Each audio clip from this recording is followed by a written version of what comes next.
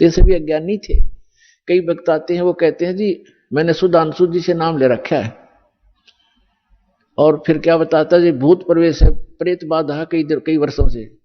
अच्छा, फिर सुधांशु जी के मंत्र ने के काम करे आपका, क्या नाम दे रखा है? ओ हरिओम तत्सत। अरे वाह भाई वाह, ये है वो नीम हकीम। कहते वस्तु कहां खोजे कहां, किस विद लागे हाथ, एक पलक में पाइए भेदी ले ले साथ। अब ये तत् और सत ये सांकेतिक है, ओम तत्सत ओम तत्सत ये नहीं जब करना। हरिओम तो कभी करना ही नहीं साथ लगा करके, ओम की बेइज्जती करते हो आप। ओम मंत्र अकेला जाप किया जाता है, इसके साथ कोई भी जोड़ नहीं होना चाहिए। ऐसे ही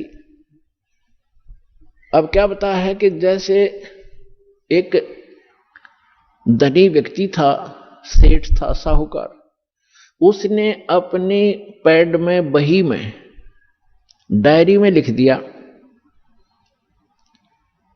उसके आंगन में, उसके अपने ही मकान के आंगन में एक मंदिर बना रखा था, और उसमें बही में लिख दिया, पैड में डायरी में, कि चांदनी 14 यानी चांदनी 14 रात्रि के 12 बजे मंदिर के गुम्बज में इतने किलो चांदी, इतने किलो सोना और इतने नगद पैसे जमा कर रखे, दबा रखे। अब बच्चों को इसलिए कोड वर्डों में लिखते थे कि बच्चे कहीं गलती से कभी खोद बैठे, निकाल ना लें, मेरे जाने के बाद फिर ये प्रयोग कर लें, इसलिए चोरों के डर से वो ऐसे छुपा दिया करते थे। पहले बैंक नहीं होते थे। उस सेठ की मृत्यु होगी अचानक। पिता के अंतिम संस्कार करके उन बच्चों ने फिर देखा कि पिता की लेख देखते हैं। उन्होंने वो डायरी देखी, उसमें लिखा था चांदनी 14 रात्रि के 12 बजे मंदिर के गुम्बद में इतना धन दबा रखे। तो उन बच्चों ने 2-3 दिन के बाद अपने पिता की क्रियाक्रम से निपट कर हफ्ते 10 दिन 12 दिन 15 दिन के बाद वो मंदिर का गुम्बद फोड़ दिया रात्रि के समय। उन्होंने सोचा पिता ने संकेत दिया है कि दिन में तो कोई देख लेगा, रात्रि में फोड़ियो। तो रात्रि में उन्होंने मंदिर का गुम्बद फोड़ डाला, उसमें कुछ नहीं था। उनको बड़ा अफसोस हुआ कि पिताजी तो हमें गलत गाइड करके हमें बहका गए और धन कहीं और दबा गए।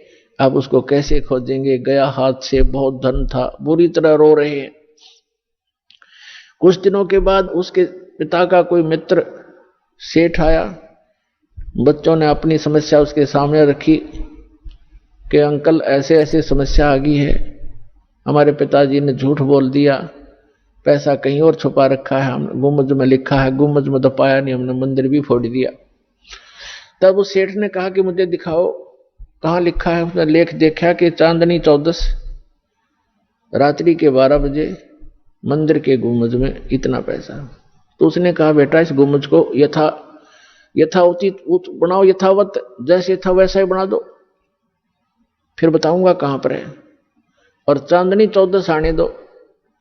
15 दिन के बाद, महीने के 20 दिन के बाद, वह 10-5 दिन के बाद वह चांदनी 14 आनी थी, वो वैसा ही गुम्बद बना दिया। रात्रि के समय, चांदनी रात्रि में, और गुम्बद की छाया आंगन में जहां थी उसके घर पे, वो जमीन वहां खुदवाई के ये निशान लगा दिया, यहां खोदो। वो ज्यों का तो धन पा गया।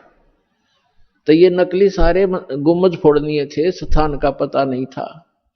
तो वस्तु कहां ढूंढे कहां, किस विद लागे हाथ, एक पलक में पाइए बेदी ले लो साथ। तो ये दास इन सदग्रंथों का और जानकार बना के, तत्वदर्शी संत बना के कबीर भगवान ने आप उसके बच्चों के लिए भेज दिया। अपनात्मो अविलंब काम करो यू, कहते हैं समझा है तो सर दर पाओ और भौर नीरे ऐसा दाव। तो ये गरीबदास जी कहते हैं, गरीबदास ये वक्त जात है, रोग इस पैरे न, हाथ से मानो शरीर छूट गया, भक्ति यथार्थ मिली नहीं तो फिर रोया करोगे इस समय को। मनुष्य जीवन कहते हैं मानुष जीवन दुर्लभ है, मिले न बारंबार, और तरवर से पत्ता टूट जा वो फिर नहीं लगता डार। अब जो प्रसंग चल रहा है हम आते हैं उसी पर कि परमात्मा की परिभाषा क्या है और काल किसे कहते हैं।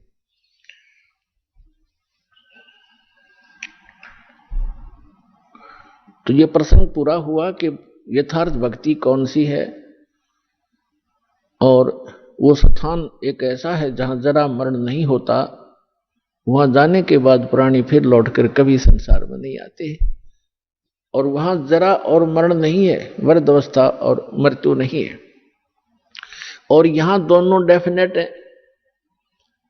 यदि मृत्यु भी है और वृद्ध अवस्था भी है, लंबी उम्र होगी तो वृद्ध अवस्था है, बीच में मर गया तो 100 पहाड़ टूट जा परिवार के ऊपर, कमाने वाला एक था, बच्चों का क्या होगा, वह मौत भी, वह तो वृद्ध अवस्था से बूढ़ी मौत होगी। कहने का भाव ये है जब तक हम परमेश्वर की शरण में नहीं आते तब तक हम काल की रेंज में रहते हैं, और जब हम कबीर भगवान की शरण में आ जाते हैं हम काल की रीत से बाहर हो जाते हैं, फिर उसका विधान हम पर लागू नहीं रहता, हम परमेश्वर की शरण में आ जाते हैं। और समर्थ की शरण में जो आ जाता है उसको फिर बाहर का व्यक्ति दुखी नहीं कर सकता, उसको स्वयं पता होता है कि इस आदमी के इस शरणागत को छेड़ दिया तो ये तेरा बक्कल तार देगा। इसी प्रकार हम समर्थ की शरण में आ गए हैं। आप कबीर भगवान वो समर्थ है, वो कादर परमात्मा है, उसकी शरण में आ गए, उसकी शरण ना त्यागना, इतना ध्यान अवश्य रखना। छोटा मोटा कष्ट भी आपको होता है नाम लेने के बाद तो ऐसे समझना जैसे एक बिल्ली बच्चे उत्पन्न करती है और 2-4 दिन के बाद उन बच्चों को दूसरे घर में ले जाती है, क्योंकि वहां वो ये देखती है कि कहीं तेरे बच्चों को यहां खतरा ना हो जा, और इस बात से उसके बच्चे भी परिचित होते हैं कि हम अपनी मां के संरक्षण में हैं, और वो उनको जबान अपने मुख से पकड़ती है, उसके तीखे दांत होते हैं बिल्ली के तीखे, और उनको पकड़ती है, और बच्चों को पीड़ा भी होती है, वो ऐसे सुकड़ जाते हैं, ऐसे लटक जाते हैं, और महसूस होता है कि इनको दांतों का दर्द भी है, लेकिन बोलते कति नहीं, चुपचाप रहते हैं, उस पीड़ा को सहन करते रहते हैं, क्योंकि उनको पता है कि हम अपनी मां के साथ हैं। ये थोड़ा बहुत कष्ट भी है तो हमारा जीवन रक्षा हो रही है, तो उसको उठाकर वो दूसरे सुरक्षित स्थान पर अन्य मकान में ले जाती है, सबको बारी बारी वहां पहुंचा देती है।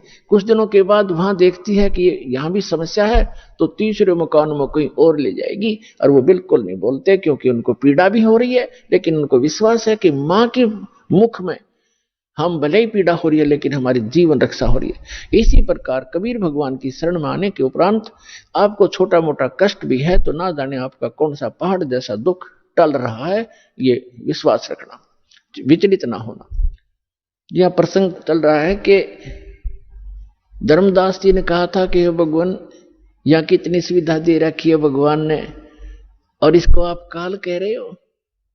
परमात्मा ने कहा धर्मदास जैसे कसाई बकरे पालता है, उन बकरे और बकरियों के लिए वो कितनी सुविधा करता है, जिसकी अच्छी सेल होती है, एक बहुत बड़ा चरागाह बनाता है, उसको हायर करता है या मोल लेता है, और उसके अंदर शेड डालता है, झोंपड़ी डालता है बकरों को गर्मी और सर्दी से बचाने के लिए, उसमें जगह जगह तालाब बनाता है, छोटी छोटी तलैया सी, उनको पानी से भर कर रखता है, उनके लिए घास फूस वहां व्यवस्था कराता है।